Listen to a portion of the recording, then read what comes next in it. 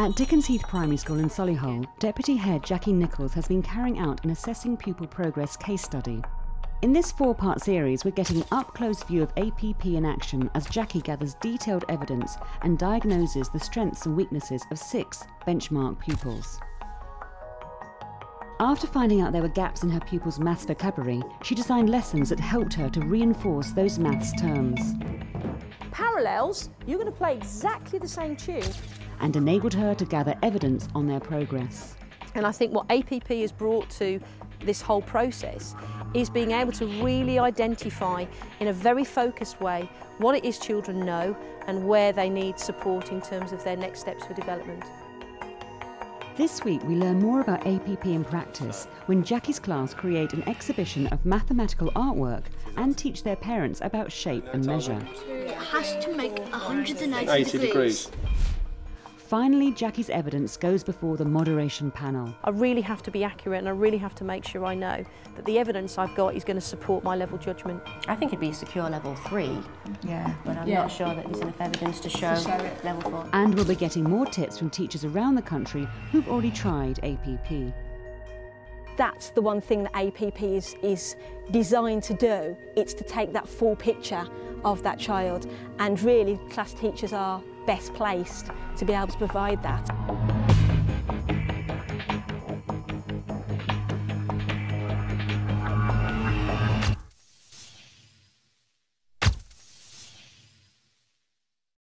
The first thing you need to decide is what your background colour is going to be. Now, so tissue paper, we've got lots. Today, Jackie's gathering evidence on the benchmark children's final piece of work in their unit on shape and measure. She's challenged the pupils to produce a piece of artwork based on their maths learning. Yeah, so you've got to put some congruence in. And later today, we'll use their own artwork to teach their parents about shape. How do you know it's a pentagon? I think that one of the more difficult things is providing opportunities for the children to use the mathematical vocabulary in many more contexts than just the maths lesson. And I found that by using the arc, it has given the children a platform to do that.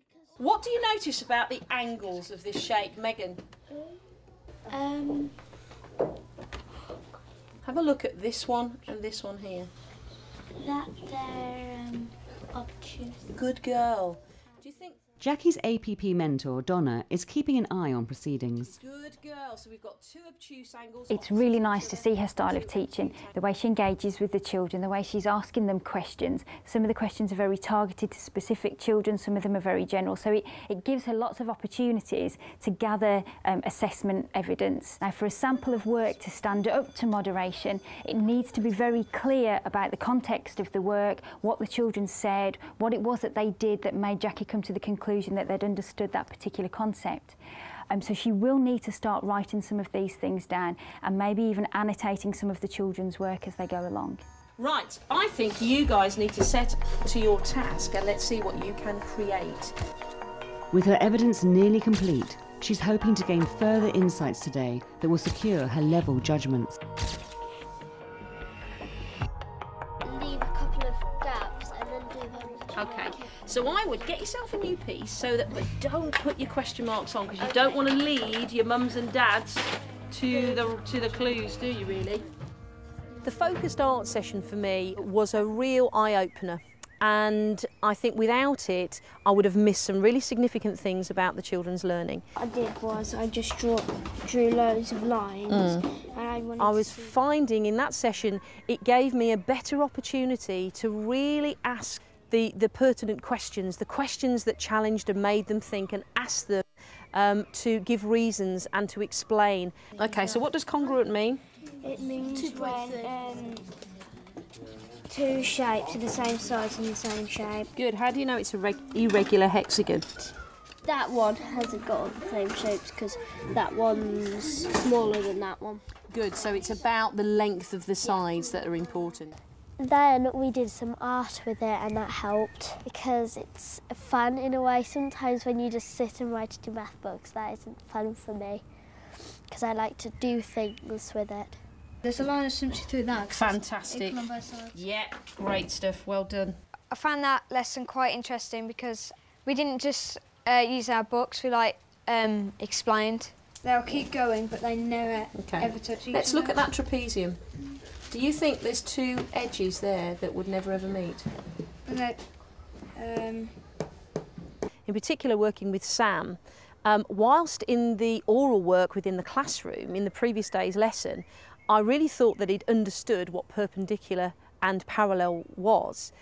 In fact, although he could identify it, what he then couldn't do was give mathematical reasons and explanations for it. And I spent quite a lot of time trying to get to the nub of the point where the two lines will never meet because the space between is always going to be the same. What are we actually measuring?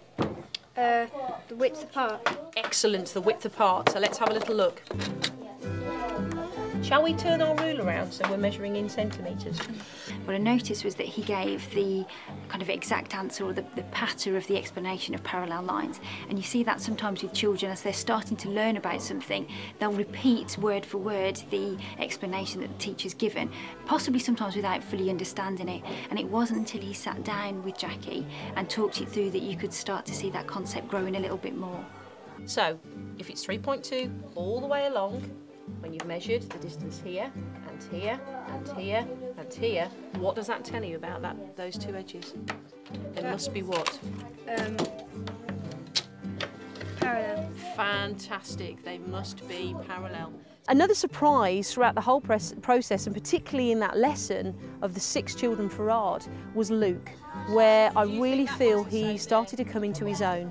Whilst he was very vocal in the lesson the day before, I really felt in this session he showed that he could really reason and explain. These two are parallel. Good, These and two are very good. So it's got 2 sets of parallel lines, and that's why it's our parallelogram. Like put artwork together as well, and that helped me understand about congruent shapes, parallel lines and perpendicular lines, and I think now I know what they mean. Is that a right angle? Good boy, it's a right angle triangle. Using lots of shapes. I really like the idea of... Now she's ready to face the moderation panel, but will Jackie's evidence support her level judgments? I really have to be accurate, and I really have to make sure I know that the evidence I've got is going to support my level judgment. Before we hear about Jackie's evidence, how have other teachers got ready for moderation?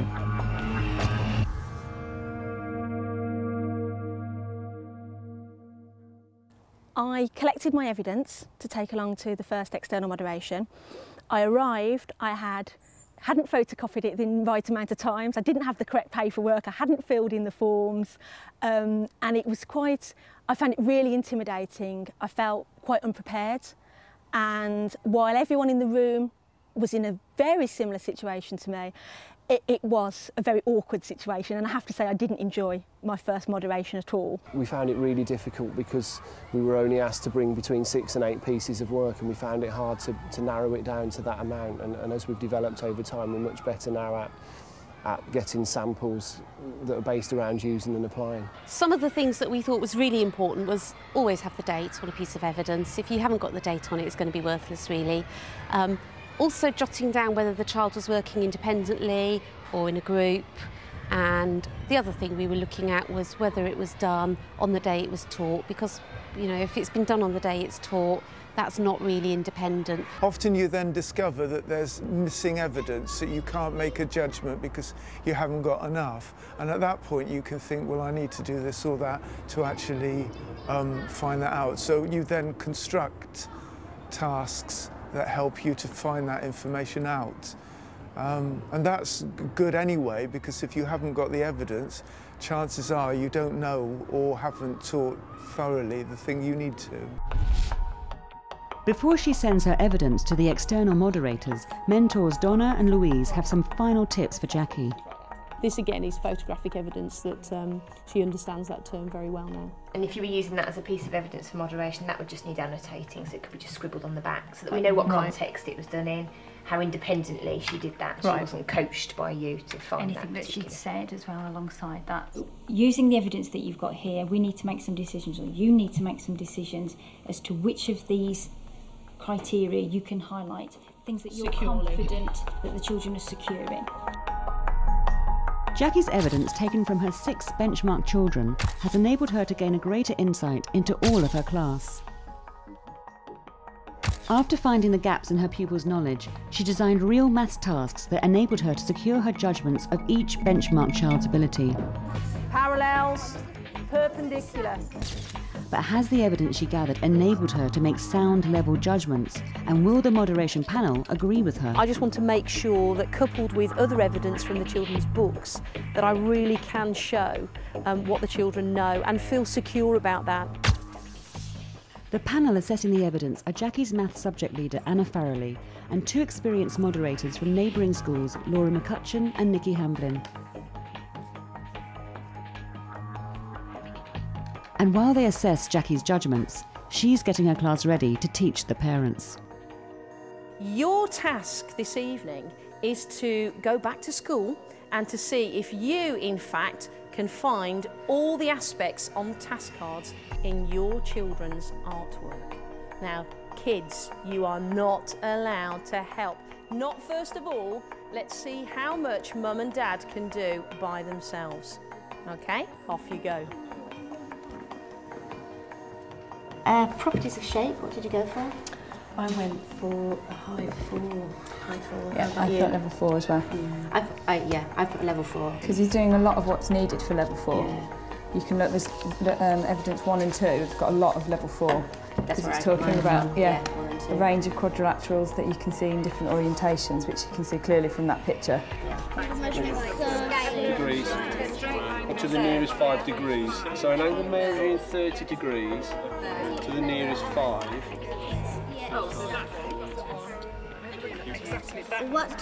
What do each corner of a triangle have to add up to? I don't know, tell me. It has to make 180 degrees. Okay.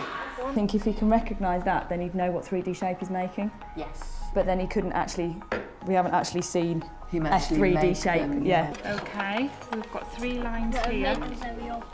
Doesn't it? It has to be the same distance in between it each time, doesn't it? Otherwise it's a bit. So those two yeah, they're parallel, aren't they? So if we feed back saying that we feel that this child would be working at high level 4 with some aspects of 5, but we can't. It's not been able. It's time for Jackie to hear the verdict. So for the quality of judgments, we've put that you are mostly accurate, which I think speaks for itself. Yep. So you put yes, 3 level 4s, making it a high level 4. Yep.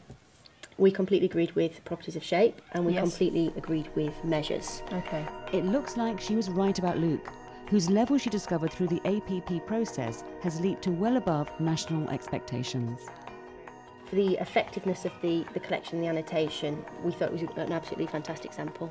So all of your clear annotations, all the way through, these ones were really helpful. We saw elements of level 5, and this was basically due to the vocabulary of the shape we work on is fantastic. It just makes it easier for the referring back and the evidencing side of things, doesn't it, really? I think the whole process of APP has really given me some reflection time. I think I'm also going to use it as a diagnostic tool to find out what aspect of mathematics a child is actually stuck on, so that I can really drill down and give the right and put the right interventions in place to help that child move on in their learning and understanding. And I think without APP, you're scrabbling around in the dark a little bit.